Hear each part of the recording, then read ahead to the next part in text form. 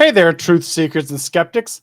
Get ready for a wild ride because Maga pastor and prophet Hank Kunneman has taken a detour from his usual Sunday sermon conspiracy theories to accuse none other than Taylor Swift of dabbling in satanic rituals and witchcraft.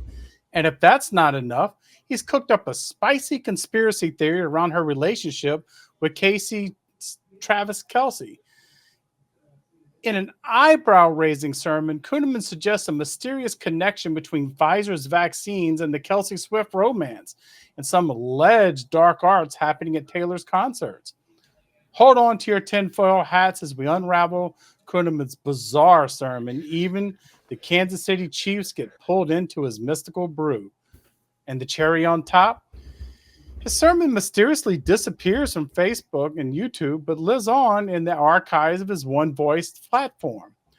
Join us as we navigate the rabbit hole of wild claims, just another chapter in the ongoing saga of its sensationalism. Stay tuned, because in the world of Kunneman, even Taylor Swift's love life might have a secret plot twist. This article is from Right Wing Watch, published November 6, 2023. And what about you, Phoebe? What did you think about Prophet Kunneman here? Is this guy for real? I mean, witchcraft is about as believable as a claim as this guy has ever is his chosen deity from the pulpit. I mean, Maga, pastor, self-proclaimed prophet, should tell you everything you need to know about this guy. I mean, this isn't, New England in the 17th century where Taylor Swift is heading a coven of 12 other witches who are going around and, getting all of the Kansas City opposition to, lose when she's in the stadium. And it just happens to be that she wasn't at the Denver Broncos, Detroit Lions, or Pittsburgh Steelers game. So Philadelphia Eagles game. And it's like, I mean, for sakes. I mean, I don't often swear, but I mean, for fuck's sakes. This is just absolute round the bend. As my mother would say this: come back to planet Earth. You've left the orbit of the moon. I mean, I love a good bit of sports lore like the rest of them, from the White Sox lore to the Japanese baseball team thinking that Colonel Sanders somehow had something to do with their 35-year losing streak that they broke this year when they won the Japan Series baseball, or that, Tiger Woods must wear red on the final day, and Serena Williams will never wear a different pair of socks throughout an entire sports tournament that she's taking part in when she's playing tennis. I mean, some of these things, I'm all for it. But to try to claim that witchcraft is somehow behind the 7-3 at the time of recording record of the Kansas Chiefs this year, when they played the two best teams in the NFC, the Philadelphia Eagles, who've got 9-1 this season, and the Detroit Lions, I can't believe I'm saying this, who are 7-2 this season. I can't believe I just said the Detroit Lions are the second best team in the NFC, and actually in the whole NFL this season. I mean, if that's not divine intervention, I don't know what is, because that's more believable to be divine intervention than Taylor Swift doing anything like this. But the Denver Broncos are 5-5. I mean, believe that what you will. But sporting law goes round the bend when it is taken to the extreme by the former Birmingham City Association football manager, when he believed that their ground was haunted. So before every game, he would urinate in all four corners of the pitch to get rid of the spirits. But this is where we are with this kind of thing. It's fine to believe this stuff.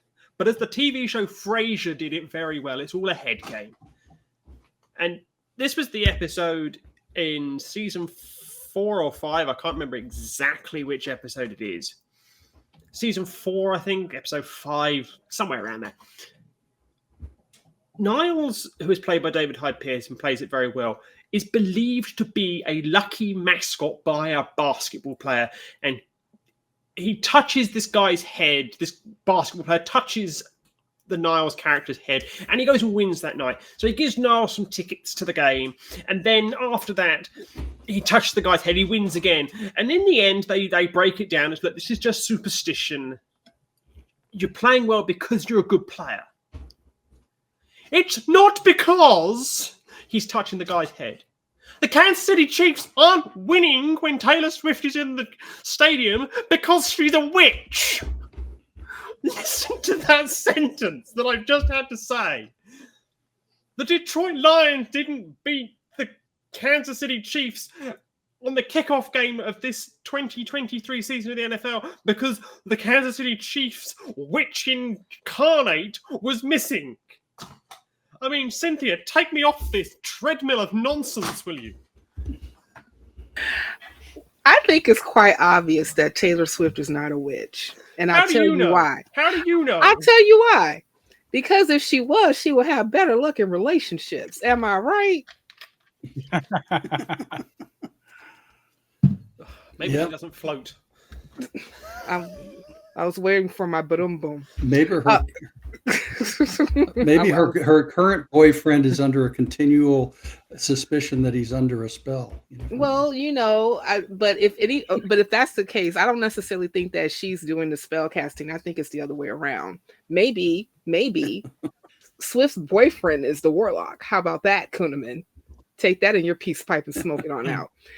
But Kunneman is just absolutely ridiculous. I miss my shit. Internet apologists say. I really miss that. I kind of wish that somebody would cue that up and just play it real quick. But that's okay. No, really. I before this segment is done, try to do that. But regardless, so let's look at Kunneman.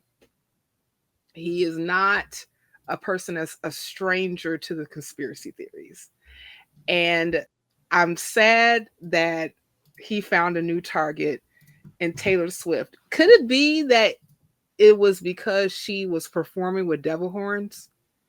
Is this the thing that possibly could have triggered him into saying that this person is a witch and we need to watch out and she's going to cause some problems? The Kansas City Chiefs is all of a sudden going to just win the entire Super Bowl just because she's casting spells as she's singing to her millions and millions of fans. Is that the case? I don't know, but he posted the Facebook video of a sermon that he presented to his flock, in which he also said that, have you ever noticed that everything on TV is supported by Pfizer, which is a perfect lie to tell his vax-fearing followers. What's up with this whole thing now with the Kansas City Chiefs, and everybody is celebrating some lady, some girl, that if you look at her in her concerts, man, she does satanic ritual and witchcraft. Why would you want to put that stuff in your home?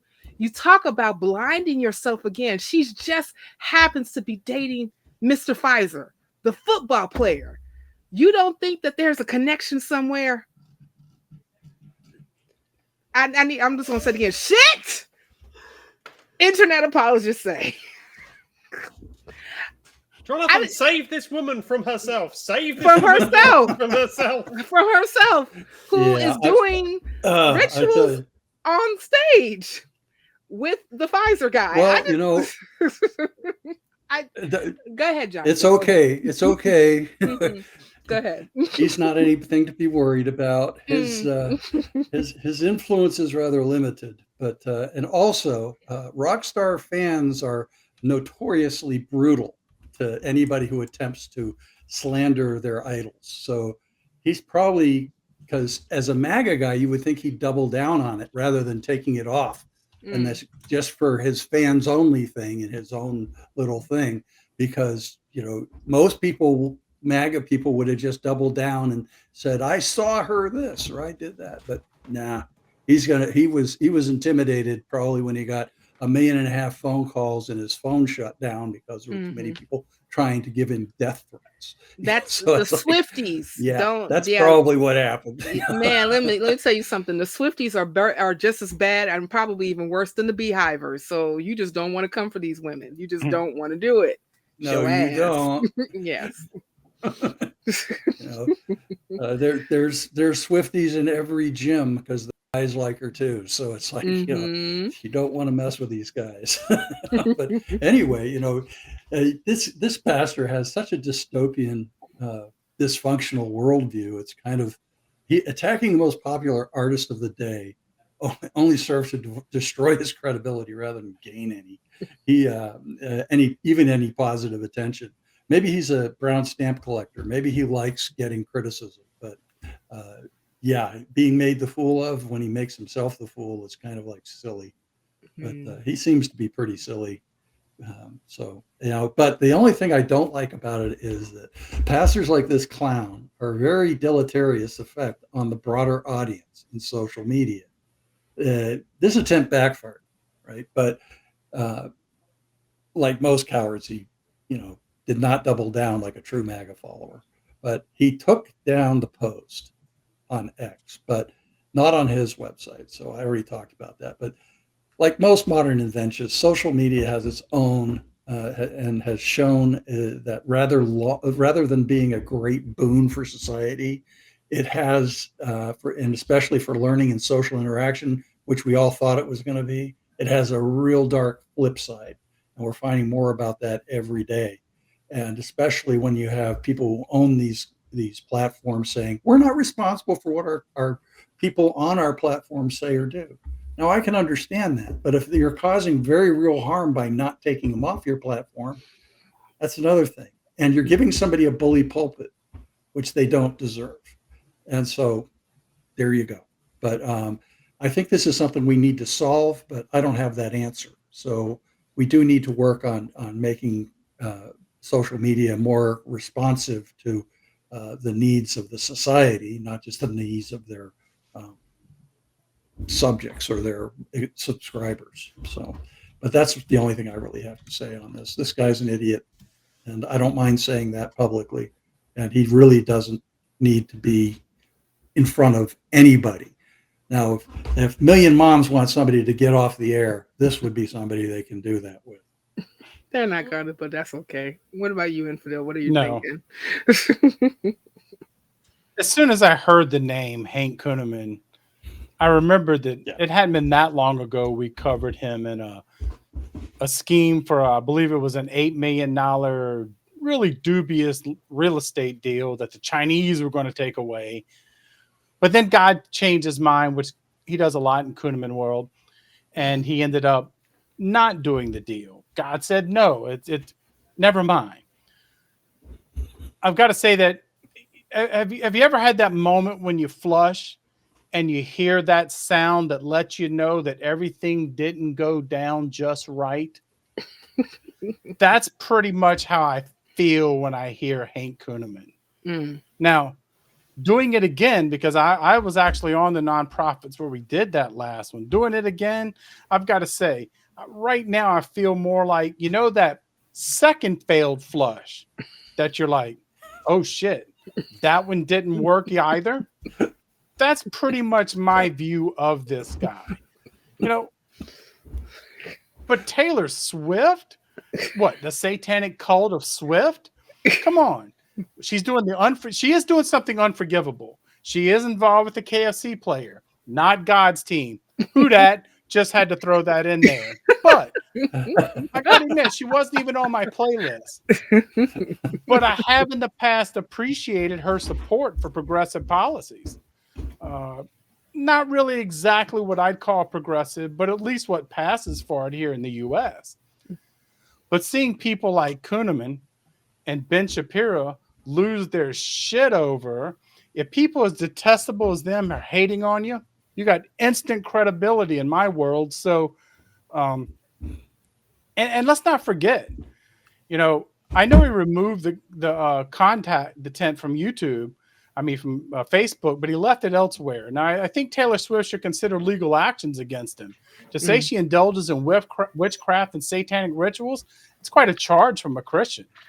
Now, the Bible, and don't forget what the Bible says to do to witches. You should not suffer a witch to live. So witchcraft sounds pretty serious. But Cynthia, you touched on something that really, really irritated me. And that is when he was describing her, he was so dismissive. He called her some lady, some girl. That's insulting. This is a woman that is an artist and makes a lot of money. Not that I think that money defines everything, but you're going to call her satanic, smear with the global Pfizer COVID conspiracy that he's fixated with, but you can't get her name right. No, to me, it was just very telling on how Hank feels about women in general. That some girl, I think it was a threat to his masculinity. I think it was something that he sat uncomfortable with him with her. But honestly, who am I kidding? After reading this article, I got to admit, I reread it, and this time I made some changes to my playlist and actually listened to some Taylor Swift while I read the article. I figured it was the least I could do. You could say that instead of Christ, Hank led me to Taylor Swift. Now, I'm not nominating her for God or anything like that, but she would be better than the one Hank's selling. So if so, we can talk about that. Now, I will say, and I'm sorry to disappoint everybody, but when I listened to the Taylor Swift songs, I didn't feel any satanic influence at all. It just wasn't there. So once again, Hank, you let me down. And really, that pretty much defines Hank, a big letdown. So, Phoebe, about this letdown, where are you at on it? Well, my God, this season is Dan Campbell. I mean, as a Detroit Lions fan, it's Dan Campbell. Dan Campbell has turned the team around. But that's beside the point here. What I have come to the conclusion here, though, is that he's not a Kansas City Chiefs fan. He's just upset that they keep winning. He's just upset they won the Super Bowl in 2020, the 2020 Super Bowl. He's just upset about that. But getting to a more serious point, what he's describing here, where you ascribe the actions of a third party that's unrelated to a series of events, particularly a sporting event, it's called the social facilitation theory, or the pseudo-social facilitation theory. So the social facilitation theory is where you have like the crowd and home advantage and stuff. That's the social facilitation.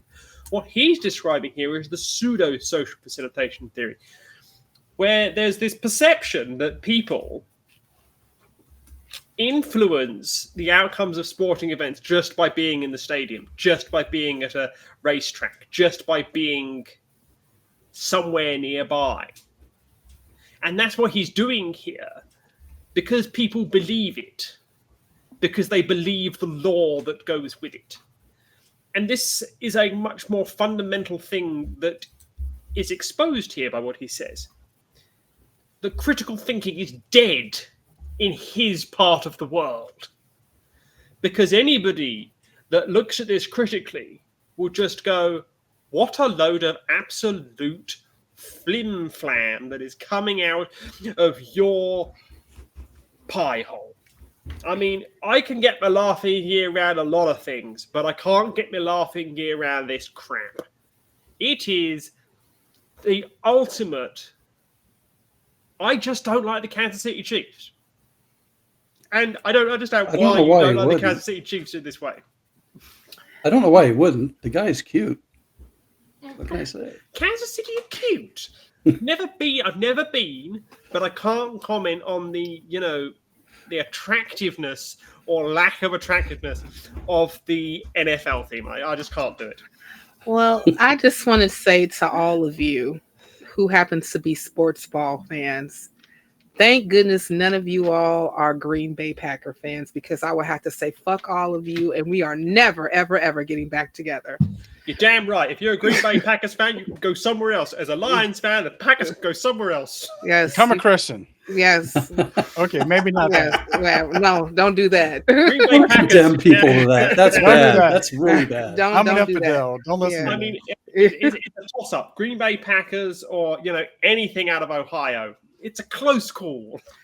It probably could be, guys, that his church is in Omaha, Nebraska. They don't have an NFL football team. They have the Cornhuskers from the University of Nebraska, but that's about it. So maybe he's just mad.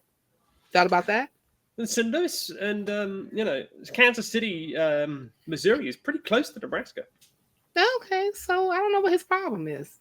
Maybe he just don't want Maybe he wants to buy the team and relocate it. I don't know. Maybe, I don't know. Well, maybe he could use that $8 million that God said to raise, but not use it for the deal. So he just pocketed, as a down payment for, He should have bought the Washington football team off of Dan Schneider and moved it to Nebraska. Problem solved. Problem solved. This is what we do on the nonprofits all day, guys. We solve problems. But I just want to say this like in all seriousness. This guy, above all, is always coming up with some type of conspiracy theory and selling it to his congregation to make more money. And to your point, Phoebe, when you were talking about the absence of critical thinking, there is never critical thinking in church. When you are within a religious atmosphere especially with people like Hank Kunneman, there's no such thing as critical thinking. And if you actually display critical thinking and have the audacity to possibly question anything this man says, guess what you're going to be called? A witch. Out. A witch. You're a witch. You're a witch. You're a witch. You're a witch, and you must get out. Him and Greg Locke are going to, tag team and whatnot because you're possessed. You're possessed by a demon. You're possessed by a demon, and it's the spirit of divination. You are a witch. Get out of here, you filthy witch. Remember, Greg Locke said that. But if you all have anything to add to the conversation, or if you want to say that all of us are wrong when it comes to who we really like for sports ball, or Green Bay should not be fucked, I don't know. Put it in the comment section below. And if you want more from us, click here.